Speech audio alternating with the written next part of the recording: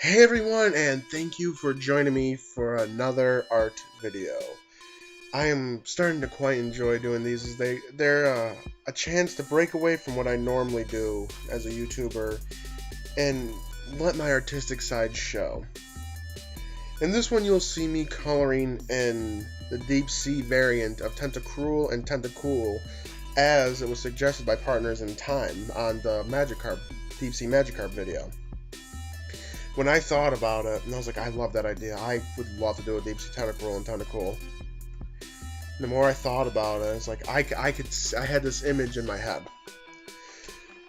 Deep down at the bottom of the ocean, just this massive jellyfish-like creature sitting down there feeding off oil deposits. And that's where I went with this idea for an oil deposit. Oil is the main theme for this Pokemon. It's actually based off the giant red deep-sea jellyfish, which was discovered, I believe, in 2002, which is quite recently for when it comes to discoveries of animals. That's where the large feelers come from. Instead of having many tentacles, the jellyfish it's based off of only has a few, but instead of stinging, they act like tentacles of a squid or octopus and grab things. That's what I went for with this variant. As you can see, there's only 6 tentacles, which is not many for a jellyfish, but I couldn't do as many. Like, I think the real-life equivalent has 7 or 8. It's a weird number for a thing. It's not symmetrical. But as you can see on the primary tentacle, I have these orbs. It's bulbous and has these orbs, which I'm kind of outlining now with some of the inking tools. Well, you'll see what that's for towards the in a little bit. And it was a very. I just had to draw. I went with a cycloptic-looking idea, like what a deep sea monster would truly look like. And Partners in Time mentioned Pokemon Insurgents, how they mention a deep sea version of Tentacruel that evolves because of the deep sea into like this squid-like creature. I thought about going with the squid-like idea, but it's a jellyfish in the end of the day, Tentacruel, even though it looks like a squid. I always thought it was a squid as well. But I went with another jellyfish look for this, and as you can see, the gold thing I'm coloring in now, the way I picture this working, that is like a drill bit. It digs into the ground like a the way I drew it, the little 3 bits, that's what actual bits for drilling for deep sea oil drill bits look like. And they have those weird prongs, and they're just these giant things. And that's what I kind of inspired the drill bit tip, which that's what it uses to drill into the ground to siphon the oil out, which it uses to feed itself. That's the weird thing. But it's not only for nourishment, this oil. It also uses it as a weapon. As you see, you won't be able to see because you see him using the color red. That's for a reason, because this Pokemon is a water and fire type Pokemon. I'm continuing to clean up the edges with this. I'm starting to get really good with GIMP, or at least I think I am. I know I should be doing layers and coloring differently, but I haven't figured out layers yet. And this way it just seems easier for me, and it's relaxed. I just take an entire afternoon, just sit down and color. Everyone should do that in their life. Just sit down, color, draw what you feel, draw what's in your heart. It's great therapy. And I continue cleaning up the sides because the paint fill tool can only be used so much. But I'm getting really good with the paint fill, making it much easier. This, in fact, only took an hour and a half to do. When I say an entire afternoon, I just mean an hour and a half. Where the Gyarados took over 3 hours. But that was also massive. This is just on one paper. That drill bit came out better than the other one. That was the first one I drew. Technically, the first thing I drew is the pyramid spike thing on its head I'm coloring in now. The whole reason why I wanted to use gold is because when I was at an art store recently, I bought a metallic colored pencil by Prismacolor.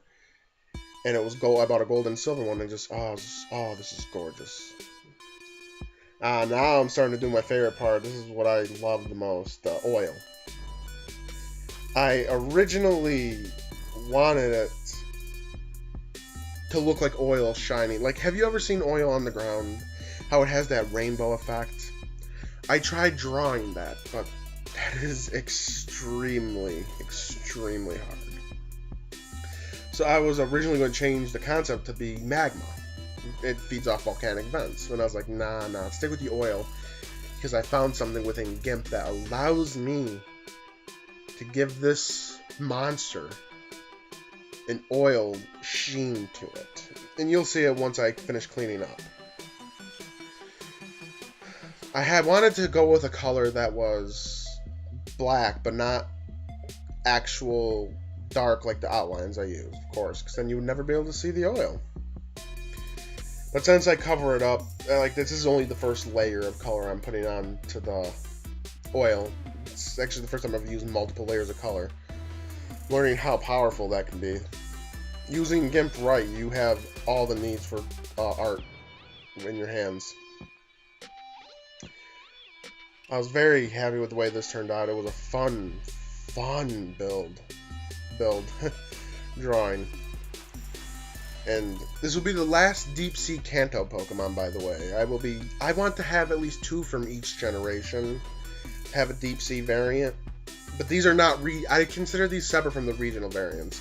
I still will do 1 or 2 regional variants for the Torjodo region from Kanto, Johto, etc. Now here's where I come to my favorite part. As you can see, there's a tool that gives it a rainbow sheen.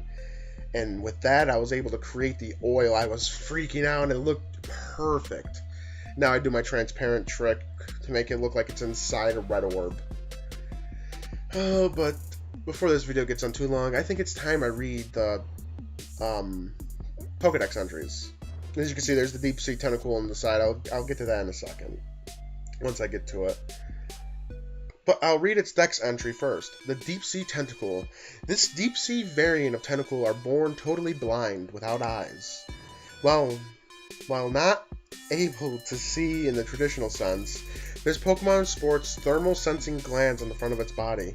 The Deep Sea Tentacool tends to congregate around volcanic vents to feed off the mineral-rich stone, which they break with the top of their spike heads. I read that wrong, excuse me. Which they break with their top spike.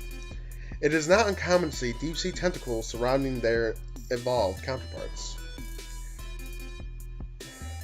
Yes, I'm embarrassed. I can't believe I misread that.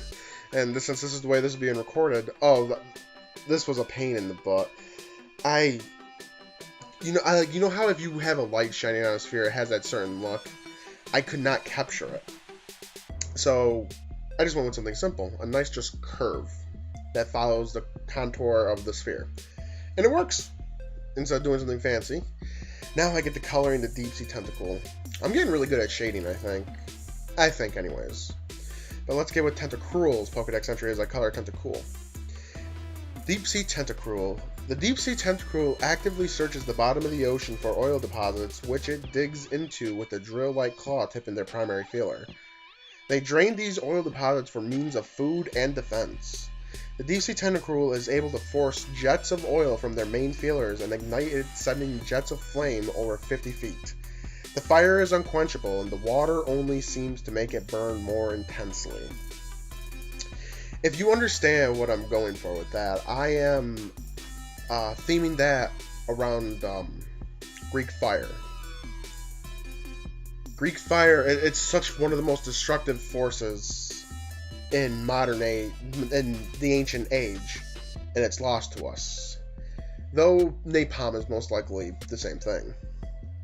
Or worse. It's such a powerful force, fire. And I just wanted to have another water variant. It was just a fun design. I really enjoyed doing this art. I love how both of them came out. Unfortunately, this will be the last one for a bit. I'm sad to say it, but I gotta work on the fanfiction. I gotta start doing the CGs for that now. But if you enjoyed this art video, if you want to see more art videos, please leave a like and share it around. It helps me grow the channel, and I really appreciate it. Become an Ember of the Phoenix today by subscribing to the channel and following me on Twitter. In doing so, you'll never miss when a video goes live, and you'll be able to know when I'm doing something special. The link to that's on the description below and on the front page of my channel.